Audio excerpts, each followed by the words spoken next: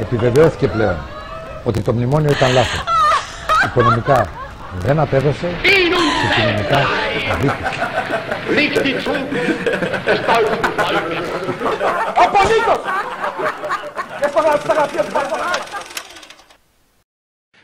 Είμαι ο Αλέξης Τσίπρας, είμαι υποψήφιος της Ευρωπαϊκής Αριστεράς και είμαι από την Ελλάδα. Την χώρα που η ευρωπαϊκή ηγεσία επέλεξε ως το πειραματόζωο της πιο σκληρής λιτότητας. Τα αποτελέσματα της οποίας ειλικρινά εύχομαι να μην τα ζήσει κανένας άλλος λαός στην Ευρωπαϊκή Ήπειρο. Τώρα είναι η ώρα για νέο ξεκίνημα. Με αξιοπρέπεια, δικαιοσύνη, δημοκρατία. Η Ελλάδα προχωράει. Η Ευρώπη αλλάζει. Η ελπίδα έρχεται.